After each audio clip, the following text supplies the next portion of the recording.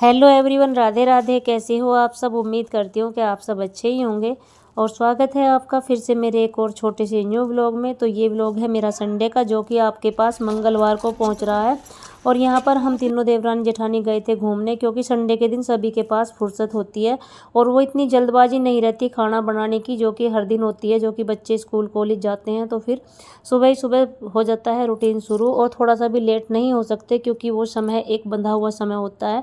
और संडे का दिन हमारे लिए ऐसा होता है कि थोड़ी देर सवेर भी हो जाए तो चलता है, और उस दिन कुछ स्पेशल ही बनाने की सोचते हैं।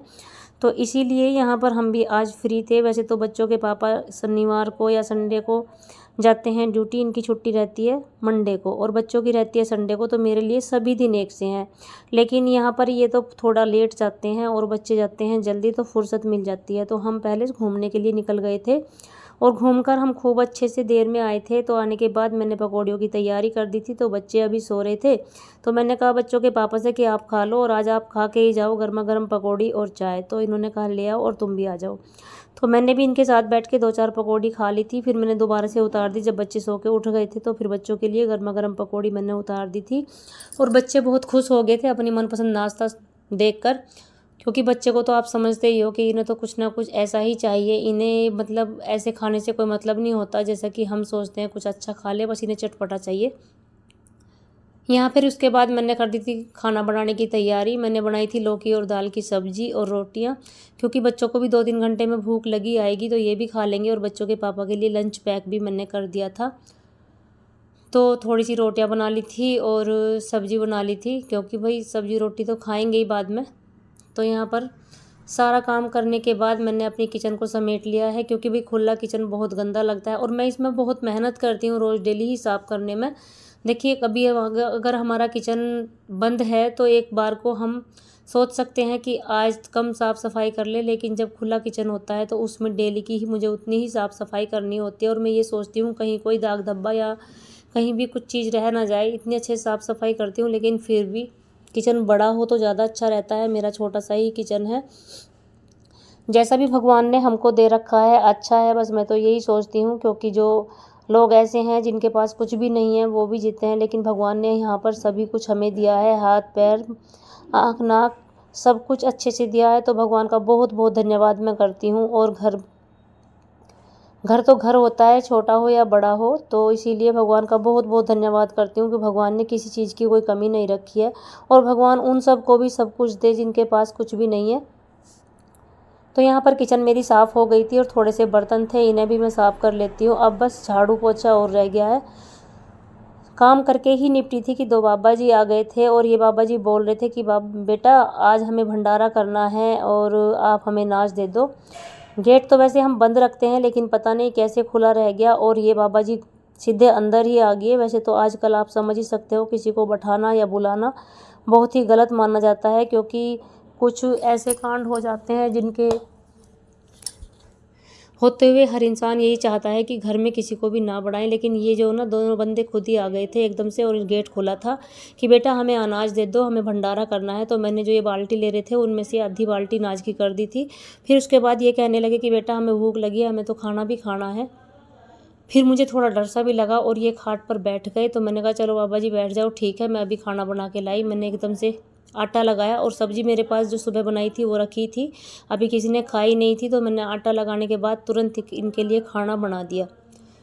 खाना खाने के बाद मुझे थोड़ी तसल्ली हुई, क्योंकि इन दोनों को भूख लगी थी, इन्होंने अच्छे से भरपेट खाया। तो मुझे भी थोड़ा लगा कि चलो भाई ये भूखे थे और इन्होंने कह के भोजन बनवा लिया है और खा भी लिया है। लेकिन बस डर लगता है ऐसी वैसी बातों से, कि जब सुनते हैं ना कि ये आया है वो आया है, ऐसी घटना यहाँ पर हो गई, ऐसी घटना वहाँ पर हो गई, तो इस बात को देखते हुए बहुत डर लगता है। और किसी को भी घर में बैठने के लिए कहते हुए भी अब तो डर ही लगता है। तो उनको खाना देने के बाद फिर मैंने पूरी किचन को दोबारा से साफ़ किया और बर्तन साफ़ किए। लेकिन कोई बात नहीं, किसी को कहते हैं ना कि अन्न से बड़ा कोई दान नहीं होता, और दान जो वही होता है जब कोई मुँह से कहता है कि भाई हमें खाना खाना है, भूख लगी है। तो इससे अच्छी और बात कुछ भी नहीं होती। हमारी कोई उनसे जान पहचान भी नहीं थी, उन्होंने फिर भी हमसे कह के भोजन बनवा लिया और खा लिया। और खाने के बाद उन्होंने बहुत सारे आशीर्वाद हमको दिए। आशीर्वाद देकर वो तो चले गए। फिर मैंने बचा कुचा अपना काम समेटा और जो कपड़े मैंने मशीन में डाले थे सुबह ये भी धुल गए थे, तो इन्हें मैं निकाल कर ले आई थी छत पर। और जो कपड़े सूख गए थे वो मैंने उतार लिए थे और जो कपड़े गिले थे वो मैंने यहाँ पर सुखा दिए थे। तो भाई मैंने तो ऐसा ही सुना था कि भाई सबसे बड़ा अन्न दान होता है, ना कपड़े का दान होता है ना पैसे का। अगर हम किसी को पैसा देते हैं तो उसका पता नहीं चलता कि वो उस पैसे को कहाँ यूज करेगा, या उसका कोई दारू वगैरह पिएगा ला के, या फिर बीड़ी सिगरेट पिएगा। लेकिन जब हम किसी को खाना खिलाते हैं तो वो उसके पेट में जाता है और उसको भूख को शांत करता है। तो इससे बड़ा कोई दान नहीं होता। और उसकी आत्मा हमें बहुत आशीर्वाद देती है जब उसको भूखे को भोजन मिल जाता है। यहाँ मैं आ गई थी शाम के टाइम घेर में, और घेर में जीजा जी लगाने के लिए आलू की तैयारी कर रहे थे, आलू लगाने की। और मैंने न्यार वार कर दिया था, दूध निकाल लिया था, तो हम भी थोड़ी देर बैठ के उन्हें ही देख रहे थे। और ये वीडियो मेरा अगले दिन सुबह का है, यानी कि मंडे का है। और मंडे में बच्चों को जाना था स्कूल कॉलेज, तो फिर मैंने सोचा उनके लिए क्या ही बनाऊं। तो मेरा भी मन था कि कुछ नया ही बना दूं। कल इन्हें पकौड़ियाँ दी थी बनाकर, तो आज तो कॉलेज जाना है, कॉलेज के लिए तो कुछ अच्छा ही करना पड़ेगा। तो मैंने यहाँ पर बेसन का चीला और चटनी बनाने की सोची, जिसके लिए मैंने 8-10 टमाटर काट लिए। और टमाटर काटने के बाद इसमें डाल दिए बेसिक से मसाले और गुड़ और थोड़ी सी मिर्ची और धनिया पाउडर पीसूँगी मैं सिल पे, जो कि अभी डाल लूँगी बाद में। जब तक पहले मैं बेसन की तैयारी कर लेती हूँ। और इसमें मैं कुछ भी नहीं डालूँगी, कोई भी सब्ज़ी नहीं डालूँगी। जैसे कि कभी कभी तो मैं सब्ज़ी वाला भी बना लेती हूँ, जैसे कि प्याज, हरी मिर्च, शिमला मिर्च ये डाल के। लेकिन आज मैं बिल्कुल सिंपल ही चिल्ला बना रही हूँ बेसन का। और इसमें मैंने हल्दी, नमक, मिर्च, पिसा हुआ जीरा भुना हुआ और थोड़ा सा गरम मसाला और थोड़ी सी मिर्च और धनिया मैं पीसूँगी सिल पर, क्योंकि सिल का पिसा हुआ बहुत ही अच्छा लगता है। तो यहाँ पर मैंने सिल पर थोड़ा सी मिर्च और थोड़ा सा धनिया पीस लिया है, इसको भी डाल दूँगी थोड़ी सी चटनी में और थोड़ा सा बेसन के चिल्ले में। तो इससे ना अलग ही टेस्ट आता है और जो कलर भी अलग ही आता है। तो यहाँ पर मेरी चटनी जो है बस बनने को ही जा रही है, जब तक मैंने बेसन की भी तैयारी कर ली है अपने की। बेसन का पेस्ट मैंने बना लिया है। और देखिए मैं ये तवा भी लेकर आई थी, आज मैंने पहली बार इसकी भी जो है शुरुआत कर दी है। और चिल्ला देखिए मेरा कितना अच्छा बना है, और चिल्ला अच्छा बन गया है तो बच्चे भी कितने खुश हो रहे हैं अपना चिल्ला खाने के लिए। तो आज मैं इनको लंच में दूंगी बेसन का चिल्ला और खट्टी मीठी चटनी। और देखिए चटनी मेरी यहाँ बनकर तैयार हो गई है। बच्चों को ना रहता ही है कि हर दिन कुछ अलग हो। हम तो सोचते हैं कि ये हेल्दी खाना खाए और घर की सब्जी रोटी खाए, दाल रोटी खाए, लेकिन बच्चों को होता है कि मम्मी आज ये बना दो, आज वो बना दो। तो यहाँ पर मेरा चिल्ला और चटनी बनकर तैयार हो गए थे, और बच्चों को मैंने एक एक खाने को भी दे दिया था घर पे इनको नाश्ते में, और बाकी फिर मैंने इनके लिए बना दिए थे कॉलेज ले जाने के लिए। एक बच्ची मेरी कॉलेज जाती है और एक बच्ची मेरी स्कूल जाती है, तो दोनों के लिए मैंने चिल्ले बना दिए थे। तो इतनी खुश हो रही थी ना दोनों की दोनों, बहुत ज़्यादा खुश हो रही थी, क्योंकि बच्चों के लिए कुछ ना कुछ अलग होना ही चाहिए। घर में तो जैसा मिलता है वैसा सभी खा लेते हैं, लेकिन स्कूल या कॉलेज में ऐसा नहीं दे सकते। जैसे कि हम सिंपल ही खाना डेली घर में खाते हैं, ऐसा हम इसको डेली नहीं दे सकते। और मैं ज़्यादातर फिर कुछ भी सब्ज़ी बना लेती हूँ, जब मैं इनके लिए कुछ अलग बना देती हूँ तो घर में फिर कोई भी सब्ज़ी बन जाए कोई परवाह नहीं होती, बच्चे उसी को ही आके खा लेते हैं।